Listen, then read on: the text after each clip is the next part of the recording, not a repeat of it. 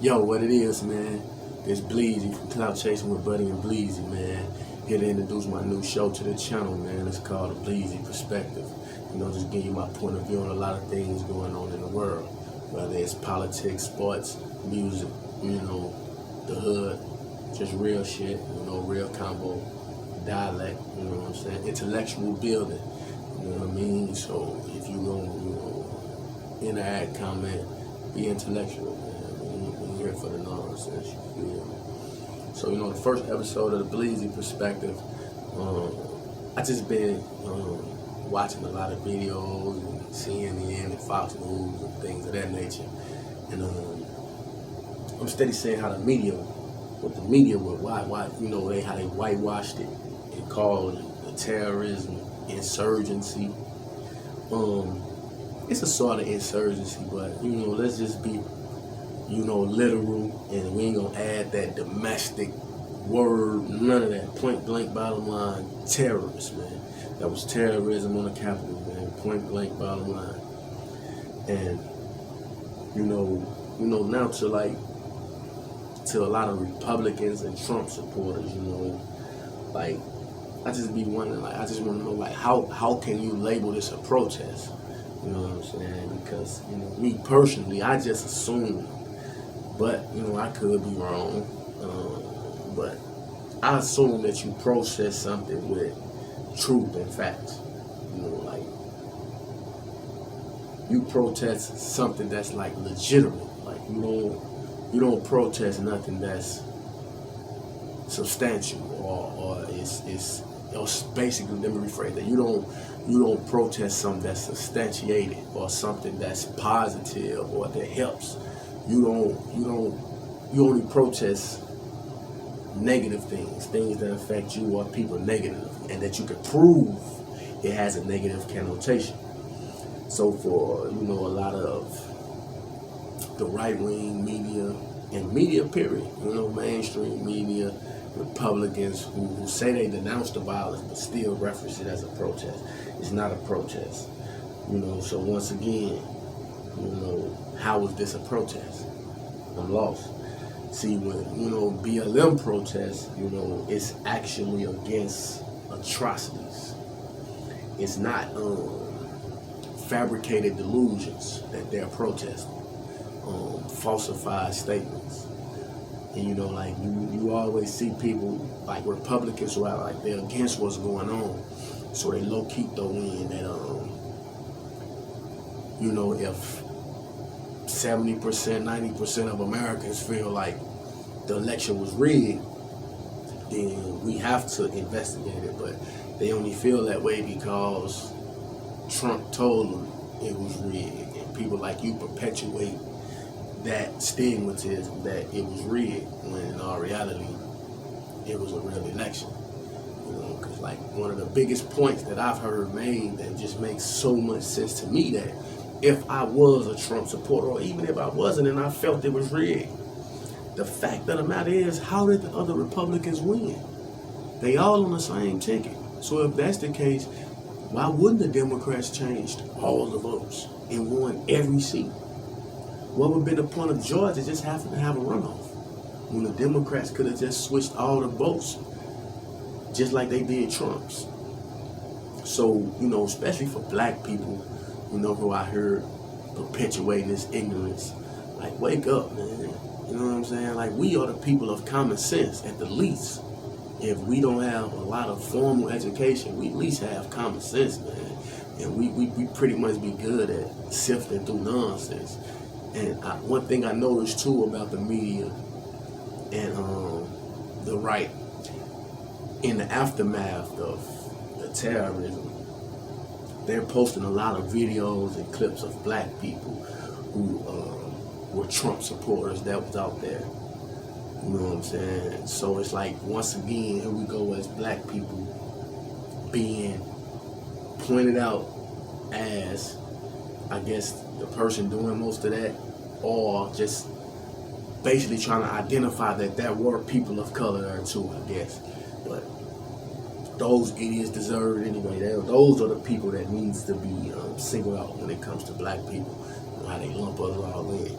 But you know, with them, this was just an isolated incident. These were a certain few who were terrorists. But when it's black people doing something negative, that's us as a whole. And you know, then you have all these self-entitled, privileged terrorists, man. They are terrorists, man. That they didn't even have the sense that, like, to at least for the concealment, you know, to conceal themselves from the crimes they were about to commit, you know what I'm saying? On top of the fact that COVID is heavily on location in an environment. These people didn't even have the sense to have a mask or some type of face covering. Because then, not to be teaching criminal 101, but if you had some type of face covering, then there's justification in your case, because there's really no way they can prove that that was actually you. But these people wasn't even that smart, because they felt like it was their privilege, their place, their right to storm the Capitol and to make a statement, you know. So like, they didn't even realize that, like, from previous clump rallies, word I created, Trump and Klan, you know, let's go hand in hand. But for most clump rallies, you know, there has been high outbreaks in the afterwards. And these people didn't even wear face coverings to protect themselves and their family that they have to go home to, co-workers and things of that nature. So this just really shows you the patriotism that they speaking on. They calling themselves patriots. But that's enough patriotism for you, I guess. But like, now that they been indicted, right, on federal charges, it's like they want to play victim and act like they wasn't aware that they broke down doors, stormed the halls of a government building. And the most important thing about that they took a bunch of multimillionaires out of their comfort zone. That enough is alone to get you hemmed up. Because once the millionaires speak and they uncomfortable, it's a problem for everyone. You know, so then on top of that, this was a governmental building in the District of Columbia, where everything is federal. And they wasn't aware that they were breaking the law. So I guess the guy that had his feet on Nancy Pelosi's desk who took her mail, he said he was looking for the restroom. I guess the restroom is her seat. Did you use it in the seat? Maybe he thought a chair was a toilet stool. Who knows? But, you know, then another thing, you know, you flash on the news and you get these senators talking up, and they continue to refer to a terrorist as a victim. The woman that was killed, the other people that was killed outside of the police, they keep referring to them as victims. They aren't victims, they are dead terrorists. That's what they are. Dead terrorists who should have every single detail of their past, their present, and whatever they had aspiring for the future blasted across television everywhere. Their whole history, their whole criminal record. If it's clean, it's clean. If it's not, it's not. Their blood should have been tested to see what was they high on, what was in their system. Because those are the things that happened to an underage Trayvon Martin, an 18-year-old recent high school graduate, and Mike Brown. Their whole lives and background and their toxicology report was come back. It was sent off. They were high. They had this and this and they've used this. So then we have people like Breonna Taylor. Oh, she was attached to an ex-drug dealer. She was this, she was that. You know, all that was put on front and center. George Floyd, Jacob Blake. He was a pedophile. He was wanted for sexual assault, which made it justifiable to shoot a man who's walking away from you 7 times in the back. Okay, so let's splatter these people history and resume and everything they supposedly stood for.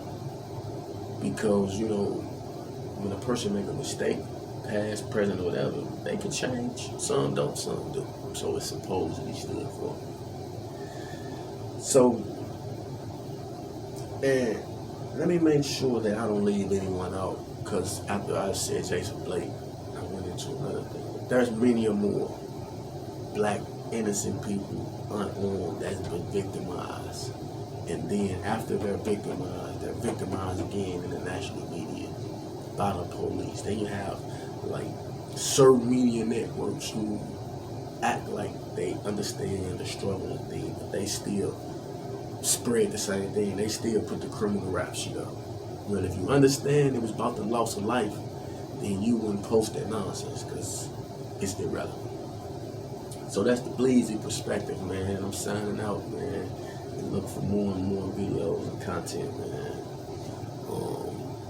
Just trying to build a channel, man, and you know, show that, you know, black men from the hood, we got a little intellect. We know how to comprehend. We understand. We know how to dialogue. We know how to analyze, and we know nonsense when we see it. Because we know if that was Black Lives Matter, wouldn't have been no restraint. So this BLEEZY, man, signing out, man. Peace and love, black people, let's go.